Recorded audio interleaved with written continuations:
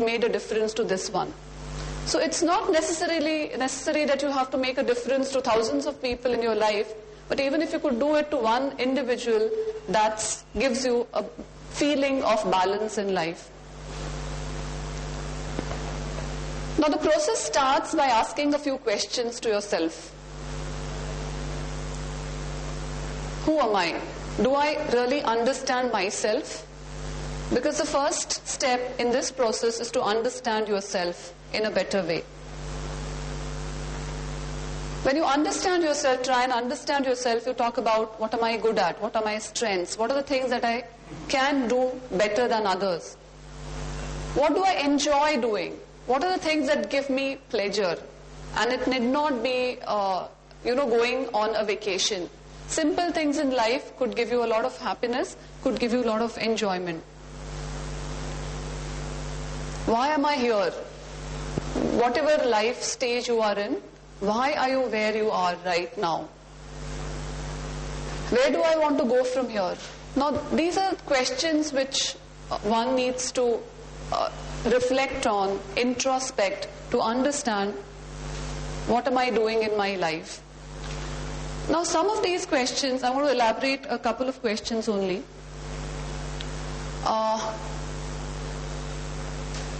Is why am I here today? Whatever life stage you are. Now, what makes you the person you are? There are a lot of theories and a lot of experiences that people have.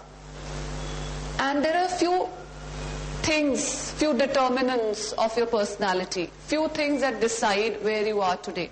Now, the first thing is nature. We inherit a lot of things from our parents. It could be our height, color, eye color, certain personality patterns. So some of the determinants of who you are can be traced back to your parents or inheritance. But not everything comes from the parents. The second determinant is nurture. What kind of nurturing do we get in the childhood? So how was the family? What were the family norms? How were my close friends? Who were the teachers who had an influence on me as a child? So it could be parents, teachers, relatives, it could be brothers and sisters, people who were important in the early life ages. Now these are the people who decided this nurture aspect of your life. Then it is the environment. The environment will also have an impact on where am I today and why am I here. Now just to give you an example, now we've been talking about equality of gender for a long time now. Men and women should get the same rights, and the reservation bill, women's reservation bill is highly discussed nowadays. But when you look at the Indian society, we know for sure that most of us have understood theoretically that men and women are capable of doing the same things, and they should get the right, they should get equal opportunities to study, work. But if you look at the social setup that we have, if you look at the family setup that we have, the family as a unit does not support men and women in the same way.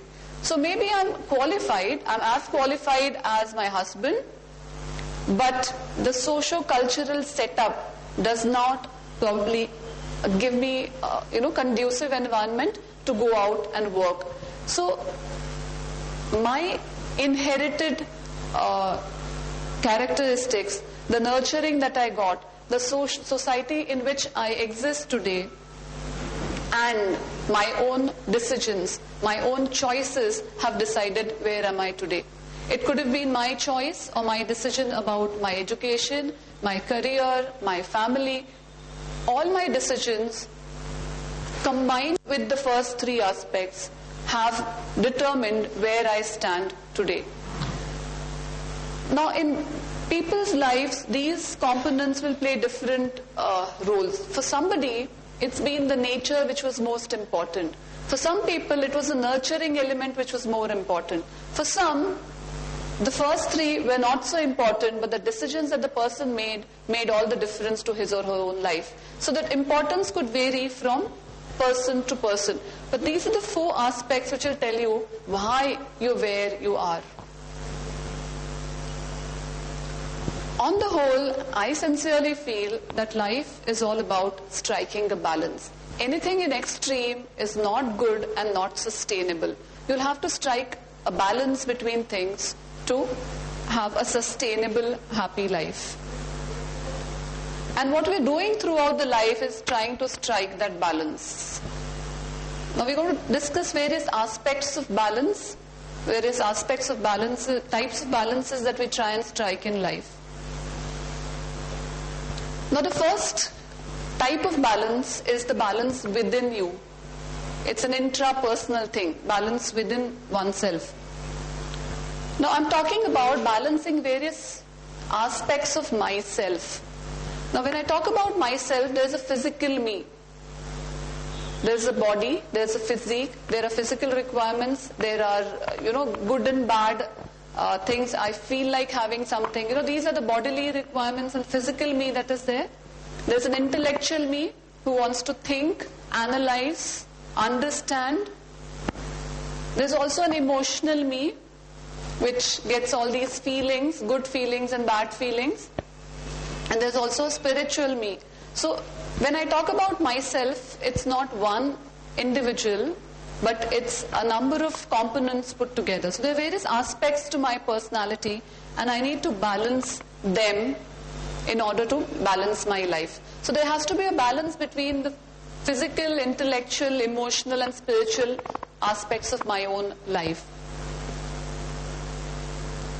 Now the first thing that we need to do is to create self-awareness. You need to understand what kind of physical you are, what kind of emotional requirements do you have, what kind of intellectual component is there to your own personality. So self-awareness and then self-acceptance. If you ask the question, why am I like this? There are no answers most of the times. Why was I born to my parents? Now I don't have a choice. So a lot of things do not work because people simply do not accept the things that they are. So understanding yourself and accepting whatever you are is where the process begins.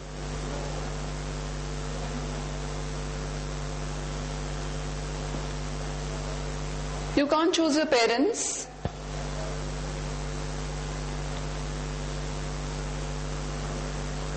But you have a choice whether it comes to whether you want to become one or not. You also have a choice when it comes to quality of parenthood. So though you cannot choose your parents, you can choose it when it comes to your own parenthood.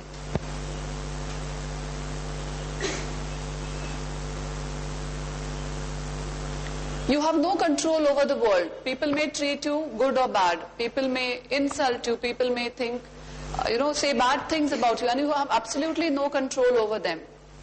But you still have a choice. And you have complete control over how you want to treat the world. The world has its own freedom, you have your own freedom. So you can choose how to treat the world. So you have choices, you need to exercise those choices. And every choice that you make in your life, right from childhood to now, makes a difference to your life. So as a child, if you decide to study hard, you've made a decision that changes your life. As a child, if you decide not to study at all, you've made a choice, there are consequences to that decision as well. So every choice that you make in life is changing your future. Because every choice that we make has a consequence, positive or negative. Now when we talk about internal balance and these 4 components of me, you need to balance these. For example, balancing thoughts and emotions. There's an intellectual me where my head is involved and I think logically. I want everything to be perfect, logic, something that I can analyze, understand. But when it comes to emotions, it is the heart which feels things. And a lot of times, feelings are not logical. Now when somebody suddenly feels sad, somebody suddenly starts crying, somebody feels depressed, now these are genuine feelings, but they may not be logical. You cannot put a cause and effect relationship saying this happened, therefore this happened, and therefore this person is crying. A lot of times emotions